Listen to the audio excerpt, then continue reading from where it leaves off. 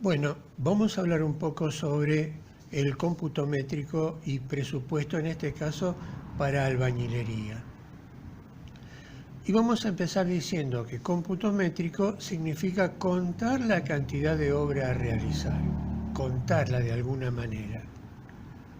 Y dado que la cantidad de elementos a contabilizar en una obra suele ser significativamente grande, dice acá, por ejemplo, limpieza del terreno, excavación, estructura, mampostería, etcétera, etcétera, etcétera, todas las instalaciones y demás, se puede organizar la tarea de computar dividiendo el proyecto completo en partes pequeñas y por lo tanto más manejable, que posean características similares llamadas rubros. Nosotros vamos entonces a contar las partes de obra que tenemos que cotizar después, dividida en rubros.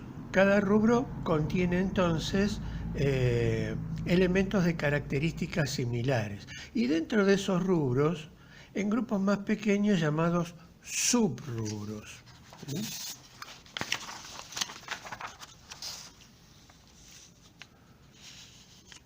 Por ejemplo, para el rubro mampostería, nosotros podemos dividir la mampostería completa en mampostería de ladrillos macizos, la mampostería de ladrillos huecos, mampostería de bloques portantes.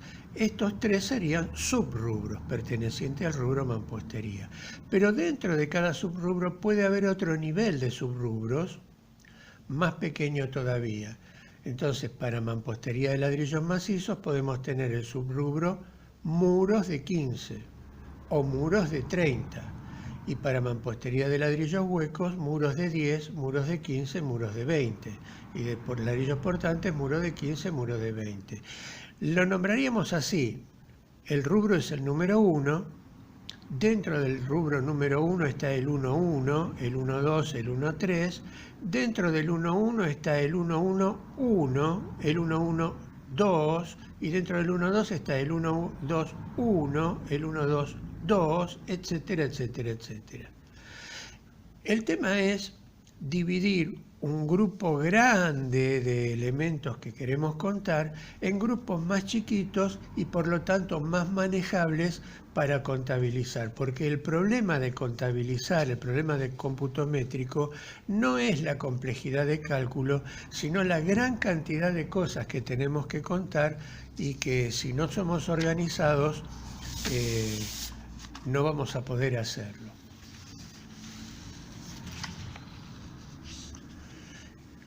¿Cómo seguimos? Dice acá, habiendo dividido el trabajo en rubros y subrubros, se comienza a contar la cantidad de elementos que compone cada subrubro. Por ejemplo, para el subrubro revoque grueso, se mide la cantidad de revoque y no la cantidad de cal, cemento, arena, etc.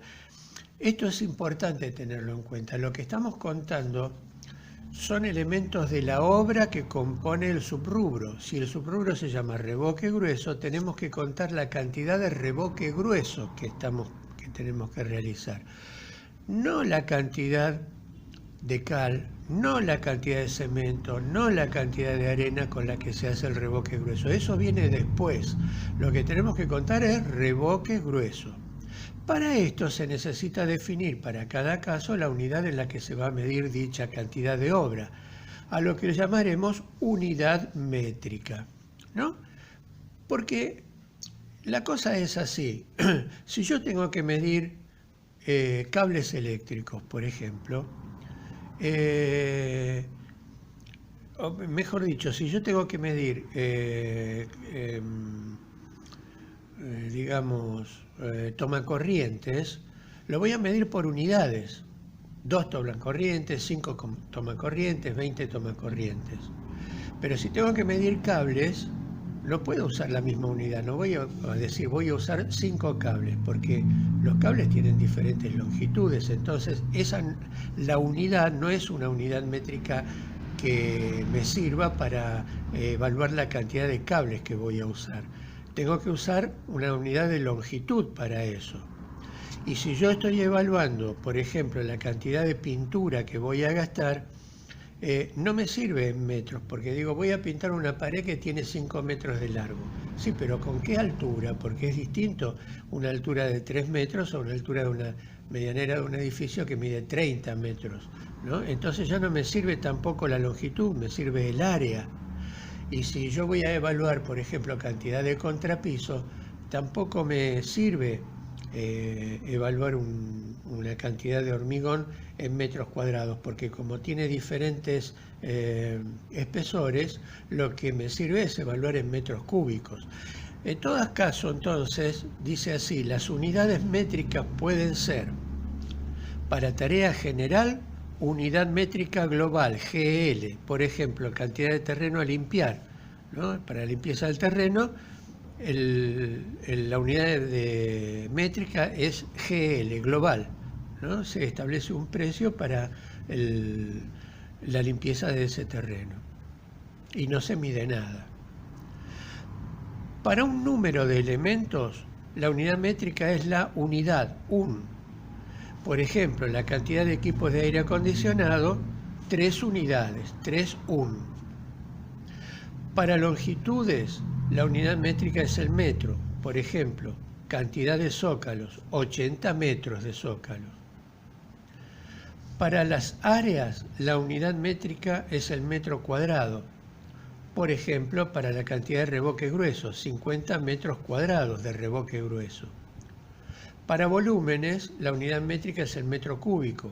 Por ejemplo, para la cantidad de losa de hormigón armado, 10 metros cúbicos de losa de hormigón armado, o para las excavaciones, etc., ¿no?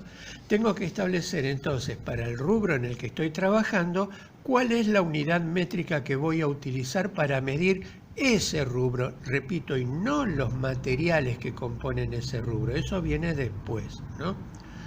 Y lo tengo que especificar en la planilla, porque el que lo lee lo tiene que saber en qué estoy midiendo.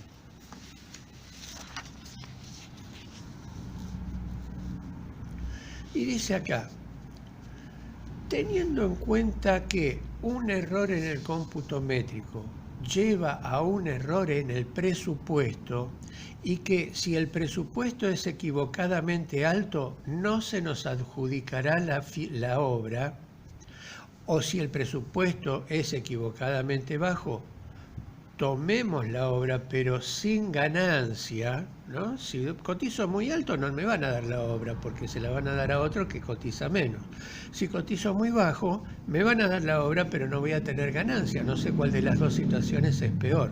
No, nosotros tenemos que tratar de computar con relativa precisión, a pesar de que la tarea de cómputo métrico no es una tarea demasiado precisa, porque no vale la pena ser demasiado preciso, porque hay diferentes factores que no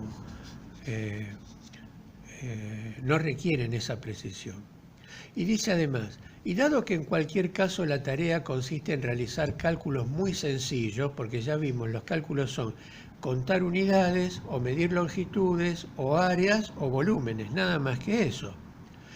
O sea, cantidad, longitud, área, volumen, de elementos generalmente simples además, porque no vamos a sacar el volumen de una cosa extrañísima, generalmente son rectángulos, trapecios, triángulos, círculos. Lo único que podría complicar la tarea sería, y lo puse así bien grande, la organización, ¿no? Nosotros nos tenemos que organizar para sacar un cómputo métrico con una precisión razonablemente buena. Y eso es todo, porque lo que tenemos que hacer, los cálculos que tenemos que hacer, son sencillísimos, ¿no? Y hay dos cosas.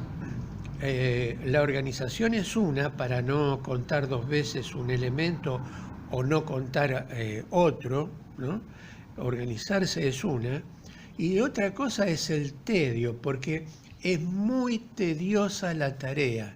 Hay que contar un montón de cosas, es muy repetitiva, es muy aburrida, y a veces ese tedio, ese aburrimiento, hace que empecemos a contabilizar sin realmente poner los recaudos de cada caso.